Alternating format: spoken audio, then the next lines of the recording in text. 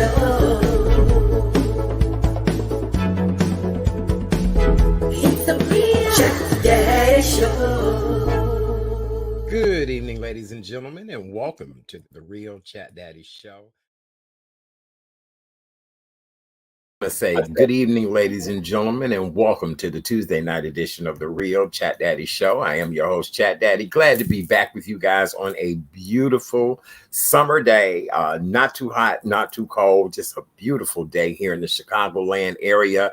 From what I'm understanding from my meteorology friends, we're actually going to be having more fall-like temperatures than scorching hot. So we'll see, but I'm welcoming the coolness because it's been very hot and humid here in Chicago for the last couple of days. We have another great show planned for your viewing and listening pleasure this evening in honor of the passing of Olivia Newton-John, who was a global icon, songstress, and actress. Tonight, we're going to take a little journey back down memory lane to talk about some of the shows and movies that were the backdrop of our lives growing up. And so tonight, we have a very special guest that will be joining us long before there was a Shonda Rhimes or a scandal, as everybody all know. She's the Hollywood woman. Well, we have a lady who is right here from Chicago, who is the creator of the hit TV show 227, which was an 80s sitcom. And so tonight we're going to talk to the amazing Miss Christine Houston. She's a professor at Chicago State, as well as she is currently doing a production of 227 at a theater company here in Chicago. So we're going to talk to her tonight about her career, how she came up with 227, and how that became a show that we all loved and adored. And as we all know, that's how we first met our beautiful Regina King. Yes. Quite a few other amazing people were on 227. So I look forward to talking to Christine Houston in just a little bit. Sitting in the co-host chair tonight is our girl, Miss Kay Renee of Karen's Nuggets of Knowledge, where everything is about knowledge. Kay Renee, good evening. How are you? And as I always say, welcome back. Welcome back. Welcome back. That was another great show from our childhood. Welcome back, Carter. Right. It was. Right. Yeah, so welcome back to Chat Daddy Show. How are you, my dear? Thank you, Chat. No, I'm good. And as you said, this has been a beautiful day. But again, every day above ground is a beautiful day. But here, yes, it is. Humidity. There is not a cloud in the sky. It just was real. I have my windows up and have all that natural air come in. So yes, I'm gonna leave them up tonight, so all that natural air can still come in as I sleep. I'll probably sleep even better tonight. So no, it's Truthful Tuesday. We got a lot of stuff to talk about that people don't like telling the truth on. So yes, I saw that earlier that you mentioned about it being Truthful Tuesday. So you're absolutely right. Well, speaking of Truthful Tuesday, what you saying, the natural and fresh air coming in, I have a question, and if it's too much, let me know. But sleeping in the buff, do you believe? I mean, do you like sleeping in the buff, or how does that work? Because I'm gonna be honest, I'm not a sleeping in the buff type of person. I have done it in the past. Actually, I will tell this story, which is not as kind, but when I was married and I had happened to sleep in the buff, and before my ex and I parted ways, he took a photo of me sleeping in the buff and tried to use it as something, wait now. So this wasn't like look at my sexy kitten laying there in bed, or look at my lovely laying there, my lovely lady lumps. It wasn't. No. Oh, okay. All right. Since then, it's rare that I do sleep in the buff. I have done it. I mean, especially if I'm very hot, because I get very hot at times, and so I just need to cool off. But it's not something I do on a regular basis. Oh boy. Okay. So, oh wow. Well, I hate to hear that. He did it. He did it more to like blackmail you or something. Yeah, he did. And we were eventually going through divorce proceedings. I had my attorney tell him, "You need to cease and desist." What an a-hole. Because I'm trying to figure out, like, why would your husband want to use a picture of you in the buff as a way to blackmail you. Like, I don't get that. Because if he was your husband, well, then we were about to part ways. So okay, I still don't get that. Yeah, that's crazy. That okay.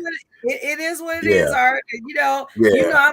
I'm very transparent when it comes to things like that. So it doesn't bother me at all. And I don't mind sleeping in the buff, but I don't do it on a regular occurrence. Yeah, okay. So because Boo Bear and I was having this conversation recently, and I just said, listen, I don't mind, going to bed, and if you're engaging in something, being in the buff, but then and this comes from how I was raised. I was always told to make sure you go to sleep with something on you, because you never know what could happen in the middle of the night. And I have even had people say to me that have had things to happen, like, listen, first thing I was asking was, Lord, where my drawers? Where my, so if something do happen in the middle of the night, you running, you panicking, you worried. Right. I've had situations where accidents have happened in front of my house, things like that, you jumping up. So I don't know, I guess it's a preference, but I guess it's my comfort zone to kind of have something on. And then I don't know. And then, I found out something recently, not to gross the audience out, but every time you pass gas, you're letting particles fly. And I'm like, oh, I don't want all that in my good sheets and my blankets and and I ain't gonna lie.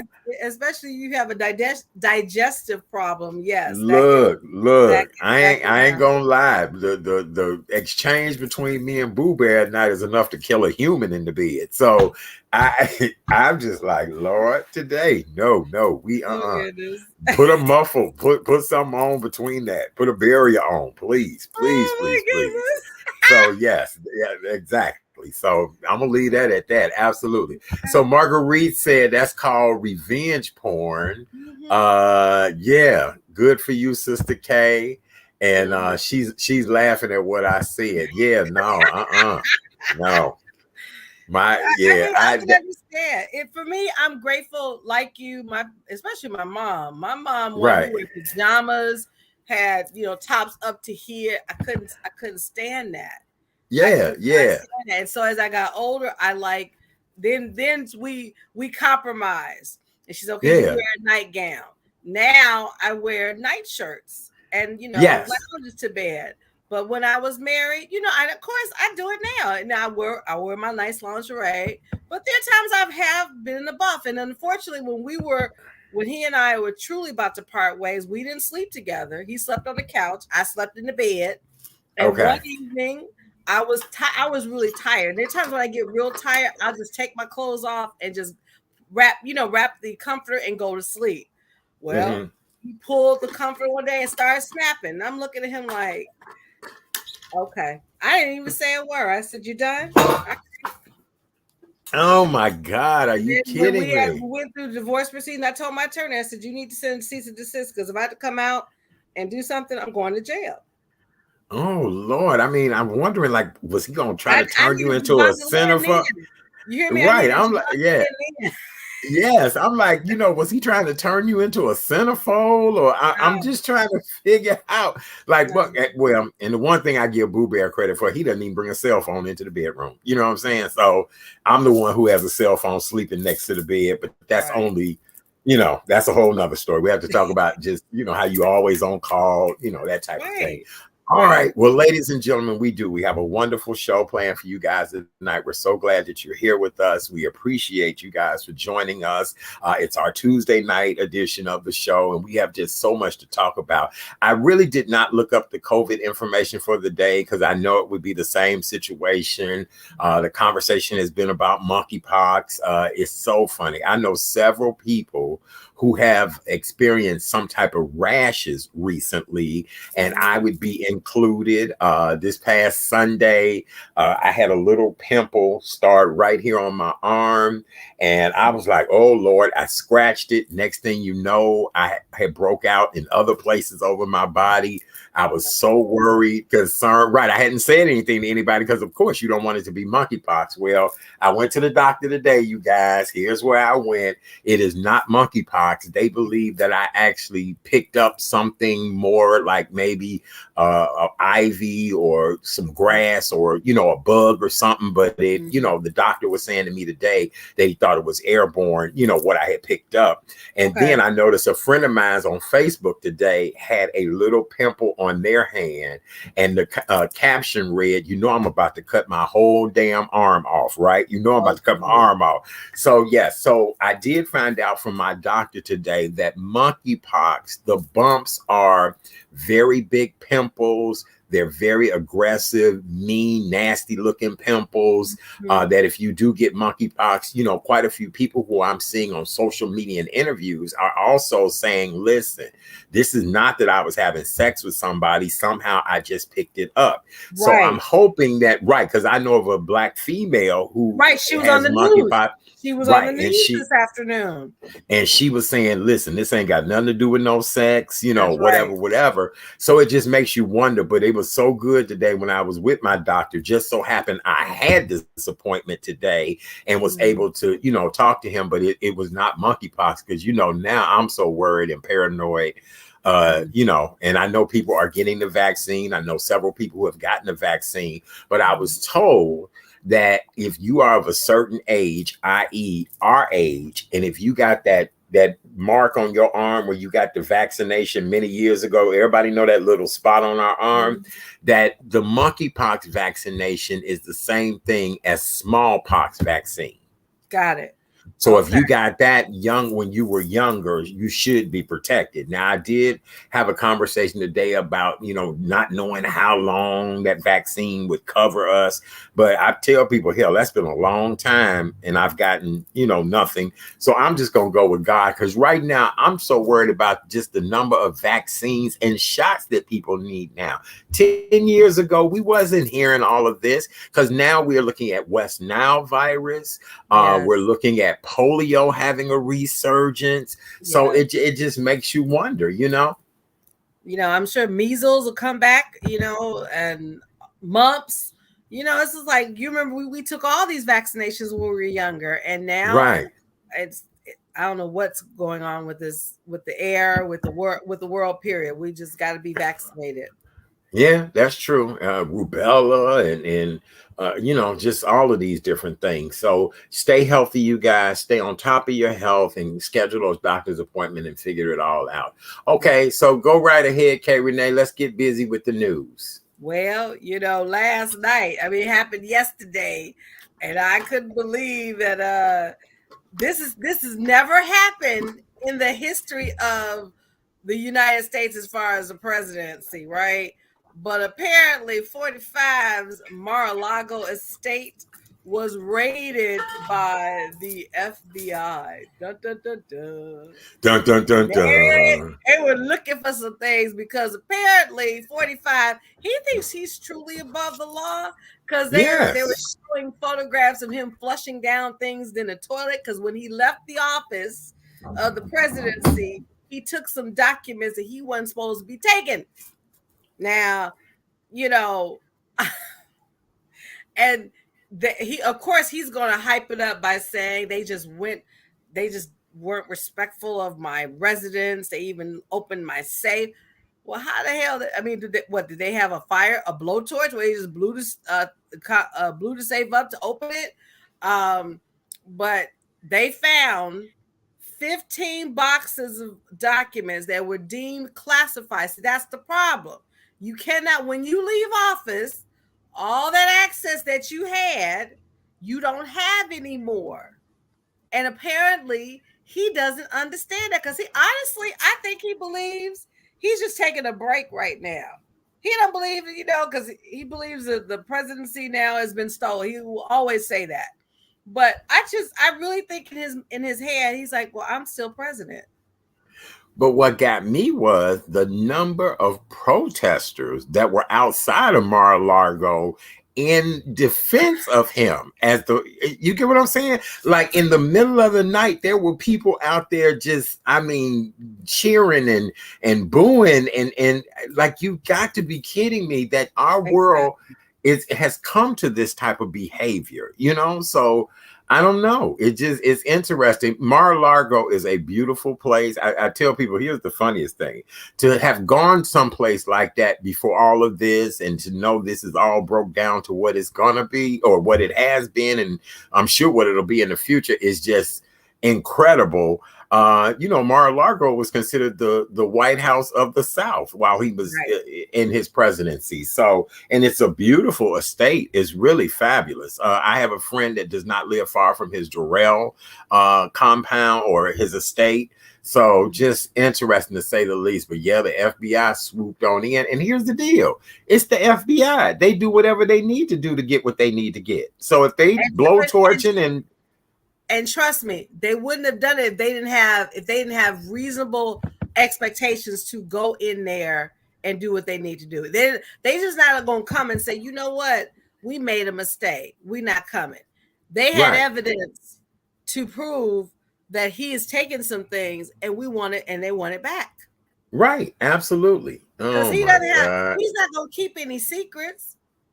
That's the problem. The documents that he took are deemed classified. You think he's going to keep that a secret? Hell no. Right. I don't know. Well, what do you think will happen again with this? They're trying to prosecute and indict him. It's just I think so too. I think so. With the insurrection, that they're still, I think the confirmation or the hearings have concluded, but it is not going to be looking good for him. Somebody, and somebodies are going to take the fall for this. Rick said, please, these fools in West Virginia are gearing up for 2024. I don't understand it. I just don't. The just craziness and lunacy of him being just diagnosed with COVID, his behavior on COVID, how things were handled. I don't know. That's so interesting to me. It really, really is. And you mean to tell me the Republicans would not have any other viable candidate other than this man? And they're straying away from Mike Pence. I think Mike Pence has seen the light. He's like, I can't. Yeah, like, I can't. Yeah, the one thing He is a true conservative. He's like, right. Talk to the hand. Right. He is a cult leader. You're right. He's got to be. He's got to be, because somebody they drinking the Kool-Aid over there. I don't know what Kool-Aid they drinking, but they drinking something. Yes. Okay. All right. Well, let's keep on going from there. What else? What is this I hear about Miss Serena Williams is trying to step away from the spotlight? What is this? Major announcement. And she's, I mean, for those who get their Vogue, and I don't mean Madonna's song, I mean the magazine Vogue. Well, we got to talk about that too before we end this show. But okay. The GOAT. If y'all know what that stands for, the greatest of all time for tennis, Miss Serena Williams has made the announcement that she's going to step away. She don't like the word retirement. She doesn't like that because it's too close. She even said in an article that she's featured in the September issue of Vogue. She's on the cover of Vogue with her little daughter, Olympia, who's just so cute. But she's going to step away and evolve to do something different. And I'm really very proud of her. In fact, one of the things that prompted this decision was, she says in the article, her and her little daughter were getting ready to go to Europe. They're in the car. Olympia's playing with some interactive device, and the robot asks her, what do you want to be when you grow up? And she says, a big sister. And that touched Serena, because I know she talked about her struggle when she was pregnant with Olympia. She went through a lot. She And did. a lot of people don't realize when she was competing for the Australian Open, she was 2 months pregnant. Right. So, and that's a lot that a woman who has to carry a child to deal with. You got to, work out and all that. So, and she, anytime her little daughter prays and say, I want to be a big sister. Yes. And so, that kind of touched her. So she's made some decisions, and she's gonna evolve into something else, and she's gonna step away. And I'm very proud because she's 41. She's done everything. She's a 23 Grand Slam award where she is the GOAT. She can do what she wants to do. 23. Yes. 23. Yes. And we know it's not a money issue. We know it's not that. We know it's not a fame and autonomy issue, because she will always be the greatest. It's a matter of personal family time, doing some things differently.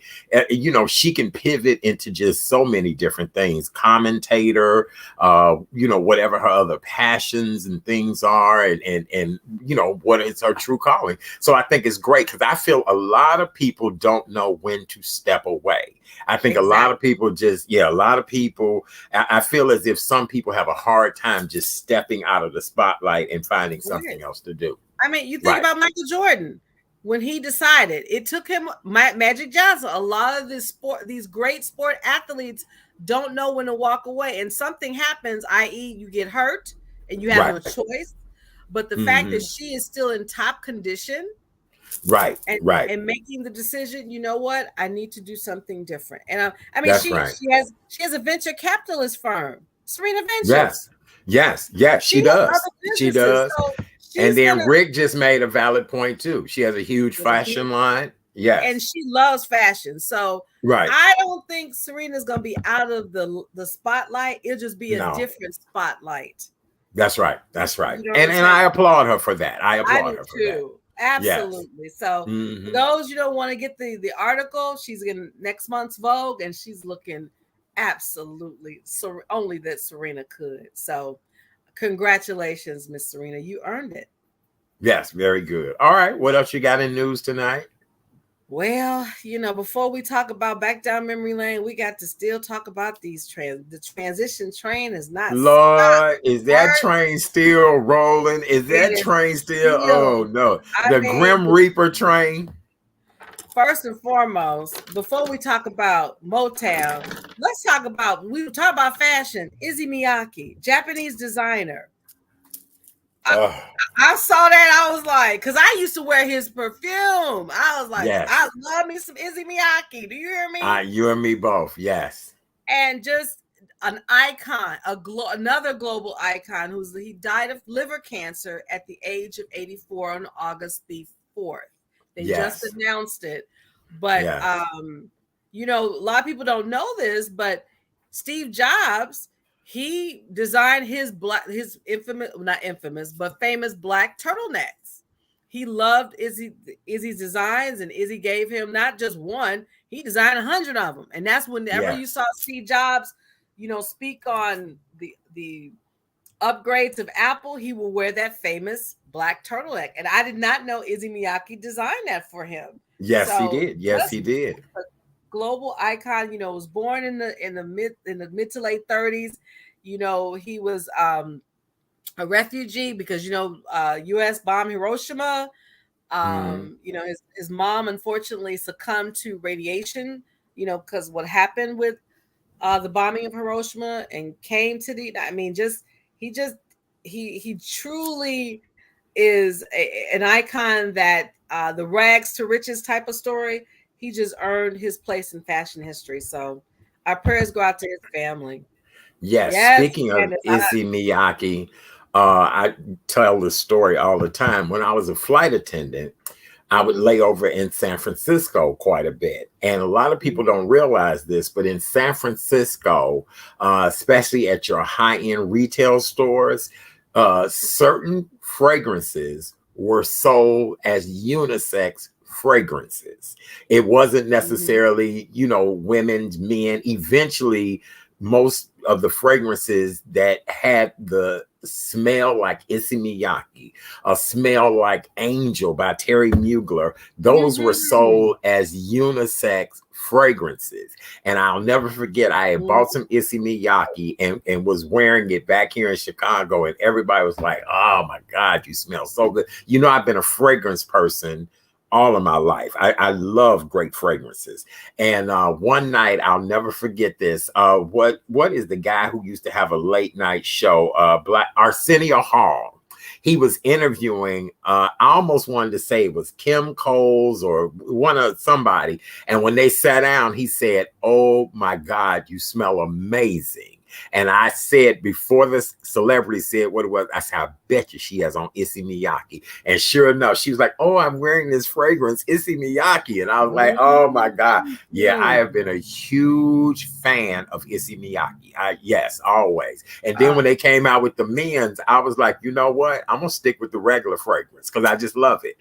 So, because fragrance is all about your body, your chemistry, you know, all of that. Yep. Hey, Sharon Rose, she said, my all-time favorite scent. Yep. Issey Miyake. I'm telling you. Issey Miyake is a fabulous scent. He's with our ancestors now. So job well done, Mr. Yes, job well done, Issey Miyake. Okay, go right ahead. What else do we have? Well, another songwriting icon from the Motown sound. You may not know his face, but you know his name. In fact, he's part of a songwriting trio. That's right. Dozier Holland. They were the Motown sound. Lamont Dozier passed away yesterday at the age of 82. And he co-wrote, and produced 14 U.S. Billboard #1 hits and 4 #1 hits in the UK. And so he was born in where? Motown, Motor City, Detroit. And he's worked with many Motown artists. Can we name them all? I mean, come on. Smokey Robinson, Diana Ross, yes. The Four Tops, the Isley Brothers. Who else he worked with? I'm trying to think who else he worked with. Oh my goodness. Carly Simon. That's right. Yes. So he, you know, let me see some of the songs that he did, that he wrote. Let's see. Oh goodness, trying to find these songs because he wrote a lot. I can imagine. Oh, he worked with Peabo Bryson. Did not know that either. And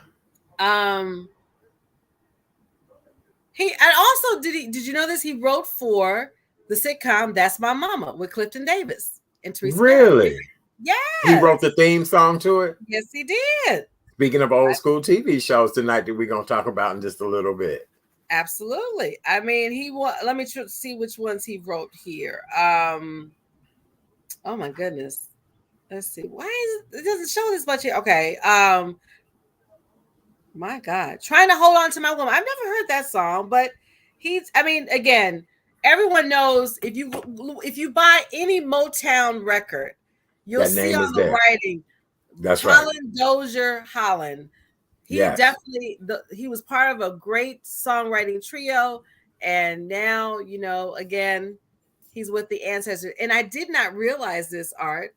Today would have been 59 years. Whitney Houston. Today's her birthday, her heavenly birthday. She would have been 59.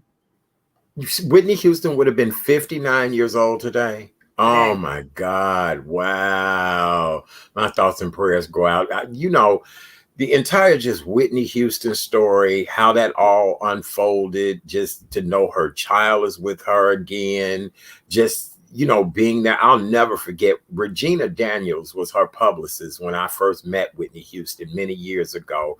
And just to know how that entire situation just turned the way it did and how things ended up, it just blows my mind to just know that I was there to witness this young lady being introduced to the world, and then for her to die in a bathtub in a hotel in Los Angeles. Just it's mind blowing. It really is. It really, really is, you know? She would have been 59 today. Wow, Nippy, happy heavenly birthday, Nippy. We truly do miss you. Yes. And today is National Book Lovers Day. Is it really? So, I know you're an avid reader as well as I'm because I'm looking down my desk. I got all these books here. I gotta ask you, what is your favorite book? Because I know a few of mine, and one definitely since I wrote it. But well, yes, of course. Since you wrote your own book, I have so many books that, you know what? I'm gonna tell you the funniest thing. One of my favorite books, and matter of fact, I'm using it to prop up my computer tonight. Hold on a second. I know this is so crazy, but this is one of my favorite books, and this book is The Power of Birthdays, Stars, and Numbers. I'm into zodiacs. I'm into astrology. I'm into numerology. Yeah. I'm into all of this, and this book is so old that it's being held together by threads. But when I tell you, this book tells you about a person, their behavior, their strength, their weaknesses, all of that. This book is the book. And anybody who I've ever let look at this book, they've ordered the book or they've taken a picture of their particular page because they go, oh, wow, this is interesting. So this has been one of my favorite books. Next to the Bible, I guess. Well, that should be everybody's That's the ultimate book. That's the ultimate book. That's yes. But right. Offline, I'm gonna get the I'll hook you up with it. Yes, I'll hook you up. Yes. This book I really love. I had never got a chance to meet Don Miguel Ruiz, but I don't know if you can see it. It's the 4 Agreements. And it's just very, I haven't read it in a while, but just 4 simple things. Be impeccable with your word. Mm-hmm. Don't take anything personally. Mm-hmm. Don't make assumptions, and always do your best. Those are the 4 agreements. Love Very it. good. Very good. Yeah. Happy Book Lovers Day. Yes. Yeah. This book is amazing, because it tells you soulmates, partners, friendships. It tells you everything, just your strength, your weaknesses, just all of that. So Sharon Rowe has a wonderful book. She does. That's a given. Share the title. Which book, Sharon? K. Renee's book or my book? What's the name of it again? The 4 Agreements by Don Miguel Ruiz. Okay, very good. Very good. Yes. All right. All right. Well, as you guys all know, we're taking a trip back down memory lane tonight, and we're talking about some of our favorite TV shows and movies that helped to shape our life. And I've done a little research about TV shows that you guys would be really surprised about. I started with the 70s. And so Good Times was one of the #1 shows of the 70s. Good Times was around for 6 seasons. Welcome Back, Carter was another show that was a part of the fabric of our life. It was around for 4 seasons. How many of you all remember The Electric Company? Morgan Freeman, of course. Yes. The Electric Company was around for 6 seasons. What's Happening is another show that was around. What's Happening lasted for 3 seasons. That included Rerun, Shirley. We got to know a lot of those Raj. We got to know a lot of those people. Dee, who is now a veterinarian, and yes. Also, the Brady Bunch. Remember that? The Brady Bunch was a dad who had 3 kids, who married a woman with 3 kids. And I couldn't believe that. He was an architect making all that money, and they only had a 3-bedroom house. And he designed it. Now, how about that? And he designed it. So obviously he didn't, right. Did he not know? Okay, yeah. Like, man, please, you need a bigger house with all them damn people. And then Alice lived there, all of that. Lived downstairs, that's right. Yeah, she right. And her and Sam the butcher, right. So yeah, she'd be getting them juicy pork chops from Sam, right. Okay. She's right. Let's see. 8 is Enough. Do you remember 8 is Enough? Yes, that was around for 5 seasons. Another one of my shows was McCloud. Dennis Weaver. Yes. McCloud was around for 7 seasons. Really? 7 seasons of McCloud. Mm-hmm. And let's not forget Charlie's Angels. You know, that's one of my favorites. Oh, yes. Sanford and Son, you big dummy, you big dummy, you big dummy, you dummy, dummy. Sanford and Son was around for 6 seasons. Oh my God. One of my favorite shows was Soap. Robert Guillaume as Benson. Soap was a great show.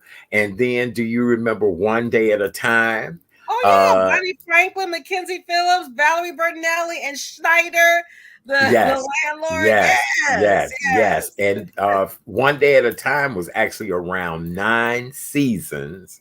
Wow. And do you know what city One Day at a Time was based out of? For some reason, I want to say Cincinnati, but I don't think that's right. No, Cincinnati was WKRP in Cincinnati. Okay. One Day at a Time was based out of Indianapolis.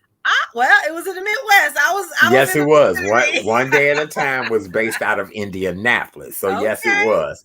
Another show was Adam 12, and it was around for 7 seasons. One of my favorite shows that we used to watch on Sunday evenings was The Waltons, and The Waltons was around for 9 seasons. Another show was All in the Family. They were around for 9 seasons. The Partridge Family. Yes. And All in the Family had a spinoff with the Jeffersons. They did. Sharon Says The Facts of Life. Oh, yeah. I remember The Facts of Life. And that was great. Different Strokes. So we could go on and on and on. But one of the shows that really changed a lot of us, there were shows that were so creative, so unique, and so different that we will never, ever forget these shows. And this was a hit show in the 80s. This family was based out of Washington, D.C. This was our chance of meeting some people who are now icons and legends and who have had amazing careers. And believe it or not, this show was created by a woman right here in Chicago, you guys. A city known for Lorraine Hansberry, Margaret Burroughs, just amazing, wonderful people. Tonight, we are honored to have on the show, long before there was a Shonda Rhimes, long before there was a scandal. Guess who was around? My good friend and buddy, the fabulous Miss Christine Houston. Let's bring her in. Yay!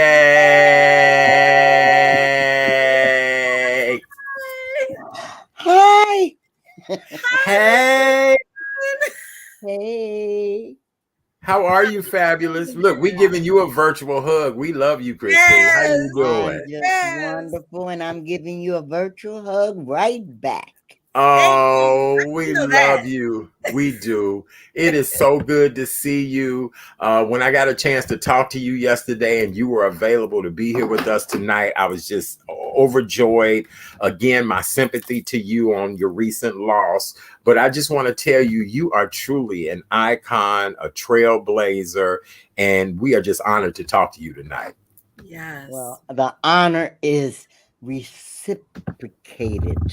I am honored to be with Chat Daddy. Yay. Well, it's a pleasure. So, Christine, I want to go back and just talk about, before we get into your play production and all of that, talk about you growing up here in Chicago and how did you even get started in this to become a history maker? Well, I went back to school, mainly to Kennedy King Junior College, because I hadn't finished college. I had gone to the University of Illinois in Champaign-Urbana, and I was only 16 then, and I thought I knew more than the professors. So I went one year, and I left and told my dad I wanted to come back to Chicago, so I enrolled in Roosevelt downtown. And I went a semester there, and I still thought I was pretty doggone smart. But I couldn't find a job. And I wanted to type. And if a Black person wanted a job typing, they had to type 60 words per minute. And if a white person wanted a job, they only had to type 30. So I couldn't get a job, and I kept trying. I didn't want to work in the factory. So I decided to join the Air Force. And I joined the Air Force and spent a year and a half there and got married and started a family, which was a blessing.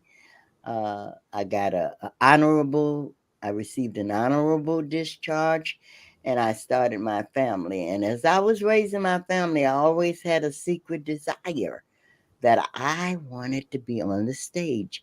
I wanted to be an actress, but I knew I couldn't be an actress in Chicago. So I threw it out of my mind because I needed to be somewhere like New York or LA to do that. So I just accepted the fact that I would work for CTA for the rest of my life, retire, and finish raising 3 sons. Well, when they started bringing me grades home that were not satisfactory for me, they challenged me. They told me that I put too much work on them and that they wouldn't be able to keep up their schoolwork with the housework that I put on them. And I said, I could go back to school, or I could really chastise you and be punitive, or I could go back to school and work for CTA, continue to bowl in 3 leagues, and get all A's.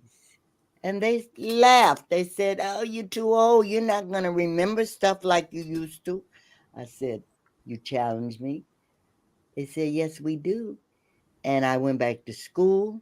I decided to go to Kennedy King because, uh, um, like I said, my desire was to be an actress secretly. Nobody knew that. And I heard Wow. Kennedy King had a professional theater, and maybe I could get a part in one of their plays. And I did. I got the lead role in the first play of the season, the first year I was there. And I was in heaven. So, but I still had to maintain all that I said I would do to prove a point to my 3 sons. So while I was there, the students there challenged me. They asked me what was my major, and I didn't want to say I want to be an actress. So I told them journalism. And then another challenge was thrown in my face. Write us a play. We go to a convention every summer. We've won every award they give, but we have never won playwriting. Write us a play. Well, I decided that I couldn't turn that challenge down. I never aspired to write, never gave it a thought. But I know I love English, and I took a lot of English classes. And I said, remember, an English professor told you if you want to be successful with the first thing you write about something you know about. What do I know about? I know about me. But what do you know about you that would entertain an audience for 2 hours? Mm-hmm. I thought about it. I said, I had a best friend when I was growing up. We lived at 227 East 48th Street. I loved that neighborhood. I loved my best friend. And so I decided to write about my experience growing up at 227 East 48th Street in Chicago. And What? as I started writing, I thought about her mom, who was very funny. She sat outside on a crate, milk crate, with her best friend, and they gossiped, and they talked about everybody they could think of talking about. And I heard them, and I remembered it. The gift that God gave me was to write, but another gift He gave me was a great memory. And I Mm-hmm. remembered my childhood and all the people that lived in that building. Well, when I started writing, I didn't think it was going anywhere. So I wrote about everybody in the building, 18 different people. And it won the contest that the students at Kennedy King wanted to win. Still, I did not think I was going anywhere as a writer because I didn't aspire. But after the head of the department at Kennedy King heard about me winning, he decided to mount the show at Kennedy King, and enter it into some more contests. And one of the contests was the Lorraine Hansberry for the Black experience, and another one was the Norman Lear for playwriting. Well, as the story goes, I won both of those, and my prize to LA was to write for a show of my choice. And at that time, Norman Lear had 6. I was listening to you speak of One Day at a Time and Different Strokes and All in the Family. Those were Norman Lear productions. Mm-hmm. Good Times was the first one. Mm-hmm. And I happen to know the one who, the first Black writer Eric that wrote Monty. for Good Time. Nope. It wasn't Eric Monty. No. Nope, they stole. He wrote Cooley High, and they Okay. stole Cooley High from him and made Good Times. But Judy Ann Mason won the first Norman Lear Playwriting Award, and she chose Good Times to be a writer on that show.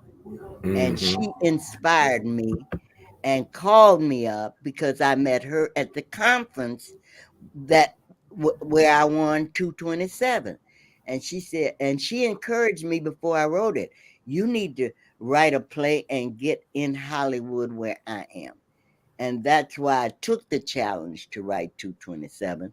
But I really didn't think it would win. And it did. And that's how I got started. I have recently written a little pamphlet, which I'm going to make sure you get it, both of you. And it's the history of 227 from page to stage to TV. Oh, wow. Tells you in a short pamphlet how I got there. Wow. So well, you actually showed your sons that you could do what you said you was going to do. You when you finally, got to Hollywood and here you were working and the show got developed and put on air, what did you feel? How did you feel? And what did people say to you? Because I mean, you really did do what you said you were going to do. I felt like jumping up to the tallest mountain. I felt like flying across the sky with wings. I felt like peeing in my pants. Okay. I felt it was just the most wonderful experience that a woman at the age of 42 years old could. I never dreamed of it. And it shows you the power, how powerful God is when He has plans for you.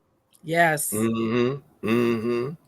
Wow. So let me ask you this. What would you think is the biggest challenge that we as a people face trying to get our products to what you did, from a stage to the television? There are so many wonderful people now who I know have production companies, television, everything now is on the internet. But what do you think is our biggest challenge? Is it money? Is it lack of resources? What is it?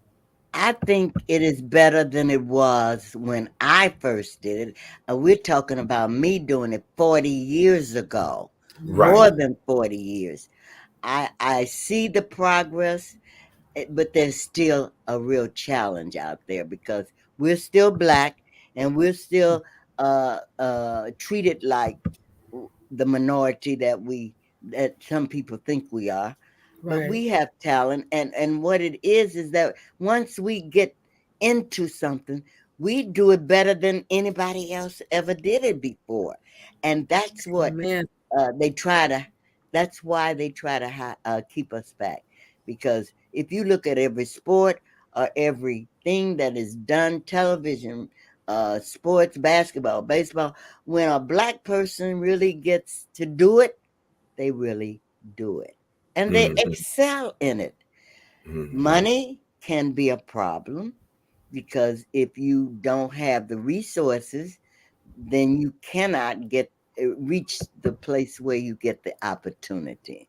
When I was growing up at 227, if you ever see the play, I'm in it as a child.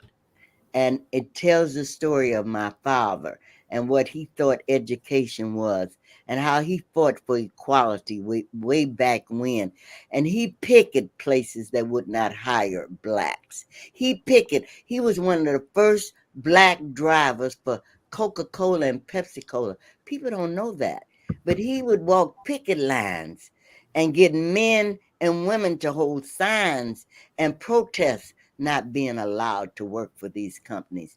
And they would hire him and he would leave and go picket something else to try to get black people hired and recognized. Mm-hmm. And Wow. I Okay, think Renee. that all we can do as a people is keep pushing. Don't accept no. Don't accept the people saying you cannot do it, you cannot make it. Keep your I love what Reverend Jesse Jackson always said, keep your eye on the prize. Once Mm-hmm. you do that, nothing can hold you back. I Mm-hmm. remember a white head of Chicago of Kennedy King College telling me that before he died, he said, "Your play is going to go somewhere." He said, "I can't tell you when, where, or how, but he says greatness has a way of surfacing."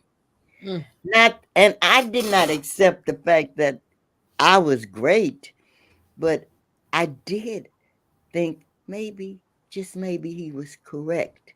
Maybe someday I would get this play on. But like I said, I never aspired. I never even dreamed that this would happen to me. But Mm-hmm. I did do the best I could in everything that I did. And I Mm-hmm. always strive to do one step better than the last thing that I did. Incredible. Okay, Renee, go right ahead and go in. Oh my goodness, Miss Christine, I am just truly honored. And being a writer myself, a blogger, is just, I asked this question to our guests, so I'm going to ask this, but you have truly inspired me to just continuously be the best. So thank you for that. And my question to you is, who inspires you to be the best Christine Houston this universe has ever seen? People, people like you, people that want to be writers, people who want to, young black people who want to tell their stories. As I teach at Chicago State, I tell my students, you must tell your story. No one can tell your story, and if they do, they're gonna get it wrong. So Mm-hmm. tell your own story Mm-hmm. and get the tools that you need to tell your story well. And I Mm-hmm. know that college may not be for everyone, but a good education is for everyone. Get Amen. it from college, or whether you get it on the job training, or whether you get it while you're in high school. You need the education. You need it for the education to be prepared so that when you do make it, they won't take stuff from you. You need to be able to hold on to your creativity. I could tell you lots of things that happened to me on the way where and the reason why I'm not rich today is because I went in as a novice. No one told me what I was going to face. No one prepared me for the fact that because I was little known, that they could really take advantage and they could make all the money and you ended up with the peanuts. And Mm-hmm. that happened to me, but I tell my students, do not give up your creativity. Stand your I wouldn't have the stage play if I hadn't stood firmly when they asked for stage rights, film rights, and television rights. I refused to give them the stage rights. And they Wow. threatened me. They told me there would be no television show unless I gave up all the rights. And I had an attorney who kept asking me, do you want your stage rights? And I would say, I do, yes. Don't talk to them. Let them talk to me. They would call my home. My husband would answer the phone. I would be at the beauty shop where I was earning a living curling hair. And he would say, Marla called you and she said she needs to talk to you. Well, my attorney had told me that Marla's attorney said Marla can get those stage rights from Christine. And she was telling the truth because we had a great relationship. And I was excited about getting ready to go to Hollywood and have my play become a television series. So Marla could have talked me out of those stage rights. But my attorney said over and over, do you want them? I say, yes, you know I do. Don't talk to him. I said, but he said, do you want them? I said, yes. Don't talk to them. For 8 months, I threw that script up on the closet shelf and said, okay, I'll never have a television show. And after 8 months, I received a call and they were giving in because they were tired of waiting on me to give in and found out that I was not going to give them the stage rights. Wow, interesting. Speaking of stage rights, you've re-resurrected 227. It is now a production over at ETA here on the south side of Chicago. Let's talk about this play and how we can come out and support and be a part of it. Let's talk about it. Well, it's running on Thursday evening, Friday evening, 7 o'clock, and Saturday at 3 matinee and Sunday at 3 matinee. I took it to ETA. I didn't have to resurrect this play, but because of the pandemic, ETA was shut down for almost 3 years. I spent 25 years supporting ETA, working at ETA, being on a committee at ETA. ETA was a part of my life. And I decided that few people realized that ETA was up, back, and running. And I felt that if a play like mine could draw people back to ETA and they could see that ETA was a place that Black stories could still be told, then I felt my mission would not be in vain.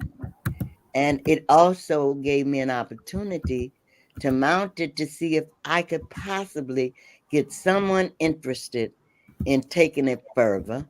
I've always, ever since it gained notoriety, I wanted to go to Broadway with it. It's a comedy that has proven to reach both African Americans and Caucasians and people of all races. I even had the experience of an all-white cast doing 227 once I was asked to remove any ethnic phrases, which I did. It was done in an all-white community with an all-white cast and received rave reviews because the situation is universal. Right. It is. It is. Yes. And Black people do not have a pattern on chaos in the neighborhood. Amen to that. Well, I was getting ready to say though, but the characters that the TV show 227 had, you know, I don't know if there's many white women that could do Sandra. I don't know. We'll see. Sandra, yes. I don't, you know. Let me explain that when they could not get the stage rights, they decided, and when I say they, the powers that be, decided that they could still make it their own. So they changed the wording from 227 spelled out and used the numbers 227. They changed the location to Washington, D.C., where they knew nothing about life in Washington, D.C. But what they didn't realize is that I knew about life because I spent a lot of my vacations from CTA with my friend in Washington, D.C. For 5 years straight, I took a vacation. So when they brought me on the show, They were using terms that are used only in LA, yet they were calling the location Washington D.C. and I happened to be on staff, lowest on the payroll, but I let them know that's not something that happens in D.C. Right. So what they did, they sent Marla Hal, who was her husband, the executive producers, and myself on a fact-finding trip to Washington, D.C. They spent loads of money. We spent 1 week there in a fabulous hotel, met the President of the United States at that time, toured the White House, but they spent all that money so that they could keep it in Washington instead of allowing it to be in Chicago where it happened. And I believe that because Good Times was I do based too. in Chicago, they Right. wanted 227 to be based somewhere else. Right. Right. That's funny you would say that about terminology and things like that, because really, I tell people back in the day, different parts of the country, Black people spoke differently about things because of where they're from. I look at my family that lives in New York and how they phrase certain things. You know, I look at something as easy as pop and soda. How we call it pop here in Chicago, they call it soda out there. You know what I'm saying? And in some places, they were calling it back in the day sarsaparilla.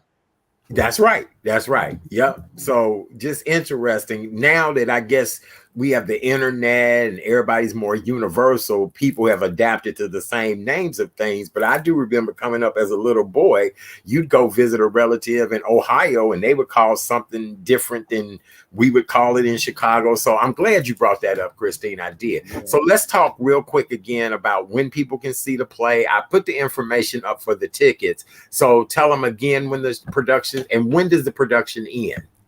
It ends on the 28th of August on a Sunday matinee, and it's running every weekend.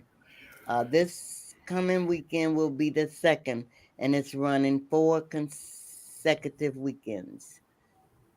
And it's really filled with laughter, but what makes it so much funnier is the wonderfully talented actors that make me look like a genius. They take my words from the page and put them on the stage, and they really are doing a fabulous job. People need to see what kind of talent Chicago has. Yeah, we really do. We really do. And there are 3 generations in this play. There are children, there are people in their 20s and 30s, and there's also the blind man who's in his late 60s. Oh boy, very good. Very good. Well, Christine, I've got to ask you, what's next for you? Every time I sit down and talk to you, you never show any signs of slowing down. And I'm going to tell you why, because that hair looks as fabulous as it always does. So obviously you ain't sitting around letting that hair do nothing but stay fabulous. So now have more fun. That's right. Yes, that's right. What's next for you? What's next? I wrote a book that was published in 2015 called Laughing Through the Tears. And I'm going to start in September with a writing partner that I never had before. And we're writing a film. We received money to start writing the film, Laughing Through the Tears. And it's about taking care of a loved one who has been diagnosed with dementia. And since so many families are going through it, I lost my husband to dementia, and I write mostly about my experiences. And that was one of them.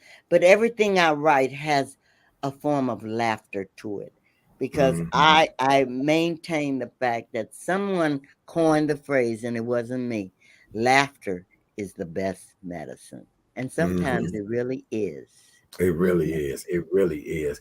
How can my audience follow and find you? I know you on Facebook. Are you on any of the other platforms as well, too? I'm on Facebook, and I don't go often to the other one, so that's why I'm having a hard time remembering I it. But I think you on do, Instagram. I think you on Instagram too. yeah, Yes. and Yeah. I do tweet every now and then. Okay. I don't do a lot of it, but unfortunately, you can Google me and get some information that I didn't put out there, but it tells you how to find me because some people in LA wanted to know if I had the rights back to the film. I mean, to film 227. And they found me through Googling me. And I Mm-hmm. think it says I'm at Chicago State and it has a phone number to reach me. Very good. Very, very good. Well, we just love and adore you. Congratulations. You guys, if you get a chance, please go out. It's until the end of the month. It's at the ETA. You guys know ETA is a Black theater here in Chicago. We're trying to do whatever we can to help our theaters. And it's right on the south side. They have parking. 227. I know Troy Tyler's in this production. Yes, Quite a few you other do. people. I And love doing Troy a Tyler. great job. Great job. Yes. Yes.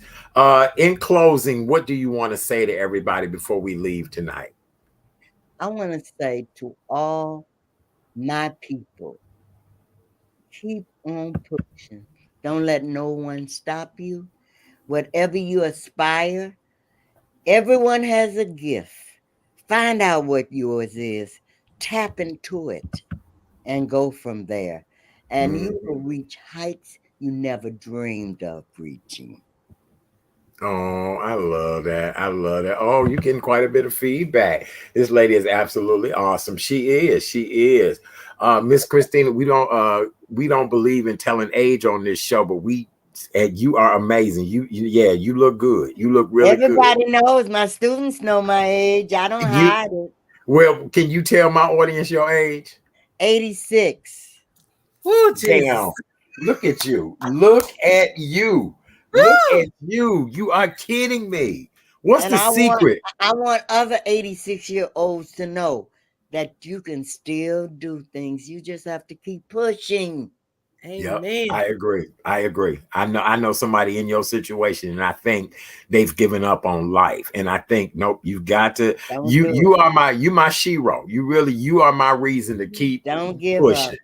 Yeah, I everybody. never talk about the aches and pains that you know I must have. I never Right. talk about them. I put them behind me. As long as I can get out, walk, I got 2 legs, I got a cane, and I got all kinds of canes. I change up every day. But if I need that cane to hold me up, then that's what I use. Wow. Look, everybody losing their minds now. They like, wow, 86. Yes. You look great. You look amazing. I am honored. We'll be out to see the production. I promise you that. God bless you. Take care of yourself and keep doing the damn thing. All right, baby. Yes. We love you. Have a great night. Back. All right. Have a wonderful night. Talk to you later. Everybody, big round of applause for the amazing Miss Christine Houston. Oh boy, look, wait, you getting so many comments. Look at this. What are they saying? Wonderful. Yep. Sit at the foot of our elders. Absolutely. Her beautiful smile. Yep. Isn't she amazing, you guys? And love her. Yep. You did a great job. You had a lot of people. John Conrad was watching. Ted Williams tonight. Hey, K Boogie. Scan Jan, Deidre, everybody just saying wonderful, wonderful, wonderful, and how much they love you. Yes. I love them back. Yes, we definitely. I think I might be able to help you do something else. I'll be in touch. I promise you that. Okay. Okay. You know ready. I love you. I know you are. I love you. Yes. All right, Miss Christine Houston, you guys. Nice meeting you. I want to see you in person. Yes, ma'am. You will. You will. All right. We love you. See you later. Have a beautiful night. You too. Bye-bye. Oh, isn't she incredible? Oh, isn't that wonderful? We just love her. See there? Oh my gosh, she got a lot of great feedback. Look at this. Everybody. Isn't she? Yeah. Yes, amazing. She did an outstanding job. Outstanding job. Well, I know you got a great nugget tonight just to close out with that. Oh my goodness. I almost did the ugly cry because she I just know. inspires me, and that's someone that truly inspires me. But this is Truthful Tuesday. This is Live Your Truth Tuesday. And here's the nugget. Truth is like a surgery because it hurts but cures. A lie, though, is like a painkiller. It gives relief, but it has side effects forever. And this is Live Your Truth Tuesday. Hashtag knowing and living your truth will always set you free. Oh, I like that. Really. For more information, go to karensnuggetsofknowledge.com. That's karensnuggetsofknowledge.com. That was really good. Painkiller, lie, truths, all that. Okay. Let me go take some Benadryl then. Okay. All right. I'm covering up something. Oh my God, I'm covering up something. That is crazy. Great job, though, sweetheart. Excellent, excellent job. Joining us tomorrow night is a gentleman who is a cancer survivor who also is very big in Hollywood. And he's going to talk about his journey of reinventing himself through his cancer battle. And I cannot wait to talk to this gentleman coming to us from LA tomorrow evening. It should be really great. Tomorrow's our Friday, our Wednesday night show. And then next week, we got just celebrity and action packed and just a lot going on, and looking forward to all of it. Let's get some feedback from the audience tonight. Hopefully you guys enjoyed Miss Christine Houston. She was just amazing, to say the least. 86 years old. That's why I'm like, please don't give up. Please don't give up. Yeah. Oh, absolutely. Yes. Yes. Kay Renee, you did a good job. You did. You did a wonderful job. Yes. Let me see. Wamelda, we appreciate you so much. Thank you, Wamelda. Absolutely. Yes. Let me see. Betty says, me too, Kay Renee. My heart is full. Yeah, she did a great job tonight. She did. Powerful nugget. That was great. Wonderful show. Thank you, Mr. Betty, look. We do this show for you, Betty. We appreciate you. I don't know what you're talking about. We glad you tune in whenever you tune in. Absolutely. Amen to that, Miss Betty. That's right. Kay Renee, fantastic nugget. It was. And hey, Tamlin. Tamlin says, great show. I saw the play years ago. Looking forward to supporting ETA and seeing it again. Yes. Absolutely. That's what we've got to do. Thank you, everybody. It's been a wonderful show tonight. We will be back. Really appreciate all of you guys. I'm getting so many text messages and all of that. Go out and support the play. Here's how you can get the tickets at ETA. I know this is a long link. If not, call the ETA Theater. Y'all know we Black folks, we do it the old-fashioned way. Get on the telephone. Get on the telephone.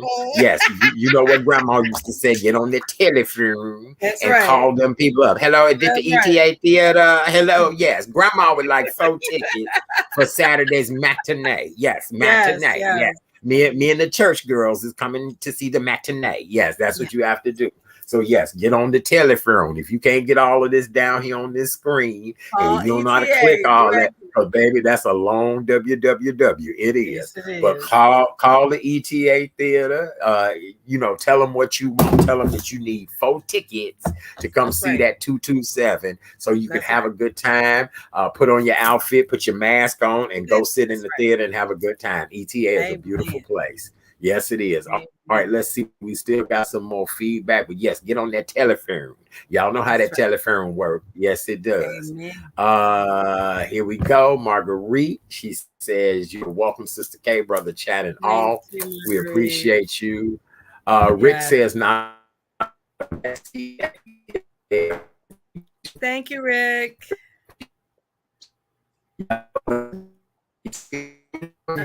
For a minute. Yeah, you back, blonde bombshell. You're back. I appreciate you both. I'm on workman's comp, so I can't work right now. You two have literally helped me through. Oh, we appreciate you. Anything that we can do. Prayer, Miss Betty. Yes, we keep you in prayer. When I was on VON, there was a lady who, I thank Betty for saying that, who would always send food to the radio station. And at first I thought, how sweet, how nice. But this lady, anytime we talked about food on the air, mentioned anything, there would be food delivered to us at the station. So after a while, I just kept saying, wait a minute now, I'm not sure who is this sending this food? Is this an admirer? Right. You know, all of that. So one day I even said to Joseph, who was my technical engineer at the time, I said, Joseph, hey, when this lady come, kind of let me know so I can go to commercial because I want to meet her. The lady said that the reason why she bought this food is that she was going through a cancer battle, and that my show every night on VON was what helped her get through, what helped her to laugh and learn. And she just wanted to pay it forward by feeding us for coming to do what we did at that radio station. So that's why you just never know how you are helping somebody. I tell people my entire career to me has been a ministry. It's not been about, as Miss Houston said, it's not about the money. It's not about the fame and the autonomy. It's about a ministry of how do you give back to people. And that's why we do what we do. We don't get paid to do this show. You know what I'm saying? We just ask people to please like us on YouTube so we can get enough people to support us, you know. So yes. Oh boy, thank you guys so much. Love the ETA. Thank you, Debbie. I appreciate you. Oh, you are welcome, Betty. That's what it's all about. Thank you. Tuning in. Thank you, Debbie. Yes, your WVON show was good. Thank you so much. I appreciate you for that. And Candace, we love you as well, Boo Bear. We do. And tell Kara I said, hey, sweetie, I know she get ready to go to college. I know all of these babies on their way off to school. I just think it's so great. I do. I think it's so great that they all on their way off to school. We love you all so very much. We'll be back tomorrow night, Wednesday night, talk to this amazing gentleman of how he turned his cancer journey into a victory. And so we're looking forward to that. Yeah. Oh, Candace says she's on her way Friday. Oh, yeah. No tears, Candace. No tears. No tears. Yes. And make sure she's safe. That's what she's safe. Yes. Thank you guys for paying it forward. We appreciate paying it forward. That's what we do. All right. Well, we're going to get out of here because my bladder is getting fatter. And so my bladder is getting fatter. So I need to get up and get out of here. We love you guys. I know. Isn't that cute? That's a rhyme. My bladder is getting fatter. So I need to get on out of here. Yes. Oh, Candace, she says she's an empty nester. I know. But then Candace, that means we can do happy hours now. We can do happy hours. And then here go Rick. Too much information. Well, Rick, I'm just trying to tell you, my bladder is getting fatter sitting here. So yes. All right. We love you. Thank you, Marguerite. Thank you, guys. We love you guys so much. We'll see you tomorrow night at 7 o'clock. Be well, people. Be safe and be good. Okay. Talk to you later. Bye.